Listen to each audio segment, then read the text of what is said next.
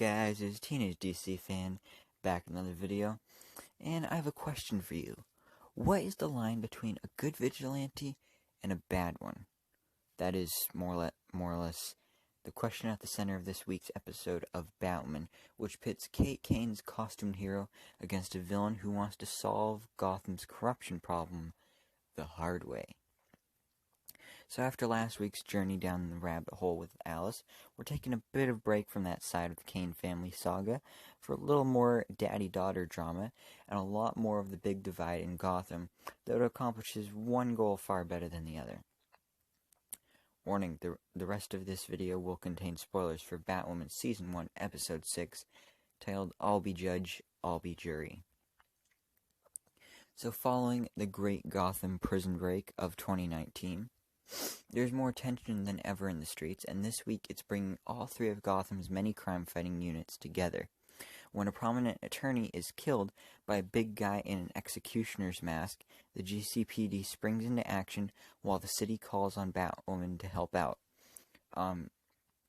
So first of all, I'd like to say that the mask and the outfit that Executioner had in this was awesome. The character was on Gotham. And yeah, he was cool on there, but his outfit, he just looked weird. He didn't have a mask at all. And not only does this version of the Executioner have a mask, but a really menacing, terrifying mask that looks really cool. So, we'll see. Of course, Commander Kane is feeling like his crows are being left out, so even though it's outside their district, the crows swoop into a hostage situation, which is already being attended to by the police and the resident vigilante. So Kate and Sophie go in the back way and discover that it's actually a trap for one of the GCPD's finest, or not so finest, but before they can warn him, he walks into a literal firing squad, which kills him and leaves Sophie with a bullet wound and a hankering to reveal that she knows it's Kate under the mask. Like, she gets shot with a bullet and she's like, oh yeah, I forgot to mention, yeah, I know you're Kate. Like, what way to drop a bombshell, especially, when you just got shot, but whatever. Outside of the Sophie stuff, which is more of a setup for next week than anything, this episode essentially has three main parts. So number one is Kate and Jacob deal with their guilt and emotional baggage over what happened to Beth and the revelations of last week's episode. Number two, Alice and Mouse do general creepy stuff because they're creepy people. And then number three, Gotham is a mess of inequality and injustice, and vigilantism might not be the best solution to a broken system. But, I mean, it's better than nothing, I guess, right? Yeah. So, let's attack this one piece at a time, shall we? Just to make things easier. We'll start with the social justice elephant in the room, also known as the main plot. So, as it turns out, the episode's big bad is a former executioner at Blackgate Prison. So you see, he was just fine with taking the lives of criminals for years because he trusted that the system only ever sent people to him who were guilty, the worst of the worst. But apparently the system was rigged. It was racist and fueled by money and greed and all the parts of the power you could imagine existing in any part of the real-world justice system. Police and prosecutors and judges working together to make sure someone went away for all the heinous crimes in Gotham, but that it was never a rich white guy. So, yeah, they don't care who goes to prison as long as it's not a rich white guy, because they're racist. So the executioner decided to take it upon himself to fix it, at least this one small part of it. But how, he asks, is this any different than what Kate is doing? She doesn't kill, okay, but she isn't a cop either. So she says she trusts the system, but still she hides who she is and doles out her own version of justice with no judge, no jury. So how can a costumed anonymous vigilante fix a broken system? Either they work outside of it, playing judge and jury themselves, which would also require they become either warden or executioner, something Barry and his team actually did on The Flash for a while, or they have to eventually turn their adversaries over to that very system that circumvented in the first place. And then what? Does vigilante justice hold up in a court of law? Supergirl made a half-hearted attempt to bring up this issue in Season 2, but then never returned to it.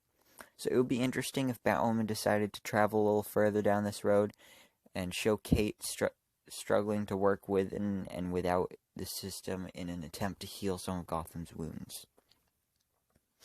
On the other side of the coin, meanwhile, Jacob is Jacob and his organization. So the Crows are quite literally mercenaries. Like, they've been hired to protect only a small part of the city, of course the wealthy part, and at least Jacob very much sees them as being above and beyond the GCPD. So he storms into their operation at the start of the episode, and he continues to investigate the executioner case, despite the fact that it's technically outside of his district and jurisdiction. Then he ends up being the one who kills the executioner before he can kill Batwoman. His justification, of course, is that he's a public figure and is therefore held accountable for his actions. He's not a vigilante, but he's also technically not a cop. What laws he's required to follow and his responsibilities to the city and to justice versus his own clientele are still murky at best. I mean, no one in this argument has much of a leg to stand on. Like, there's no real evidence to prove that either of them is right. So, regardless, the evil of the day is defeated, and Gotham must now contend with the fact that their system is broken, and those in charge don't seem overly committed to fixing it, despite the fact that there's a human at cost. Like, human lives are at stake, and they don't care who dies at this point.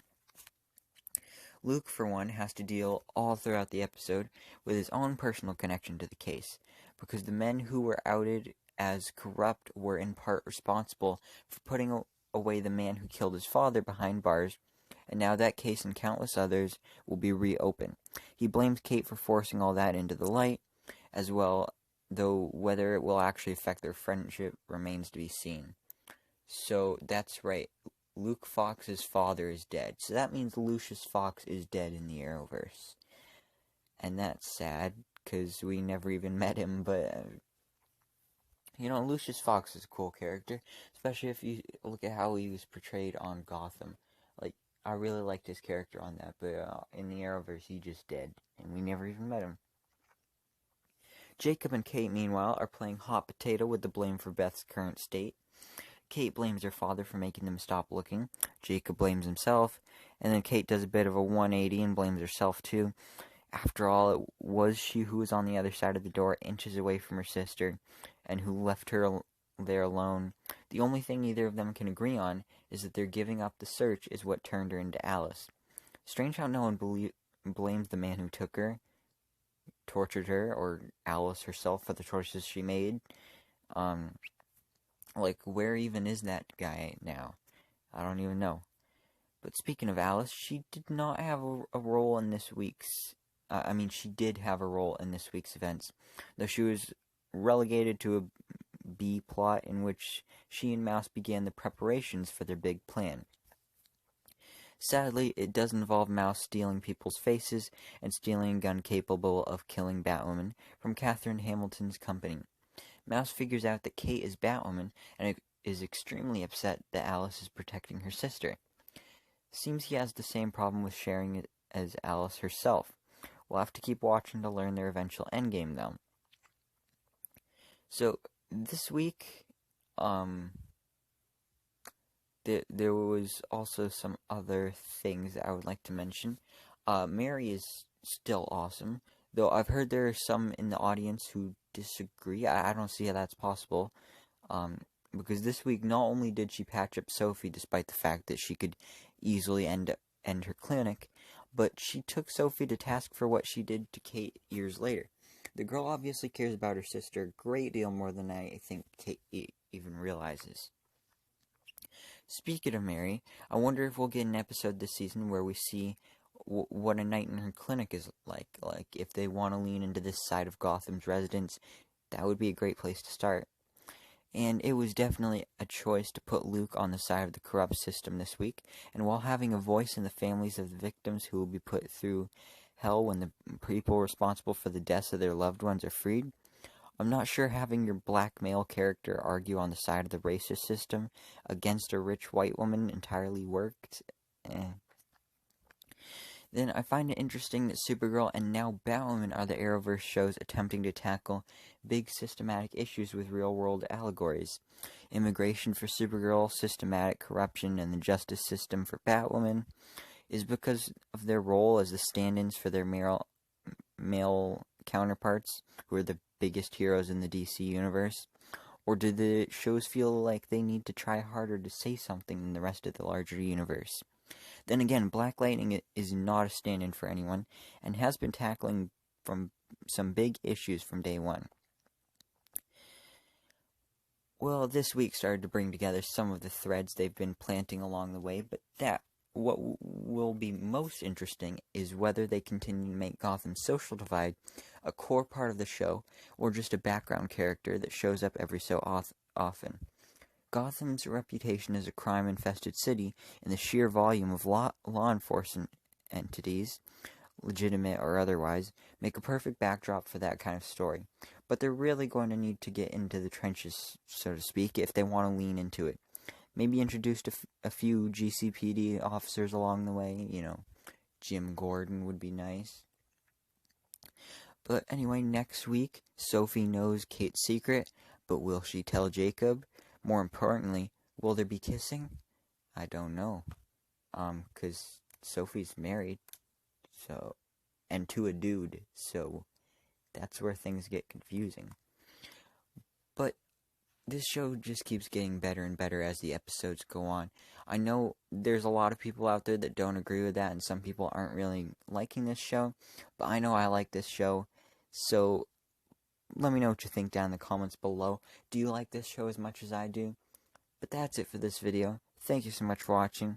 Please remember to like, comment, and subscribe, and I hope to see you in my next video, so I can bestow all my DC knowledge, not Marvel knowledge, DC knowledge, upon you.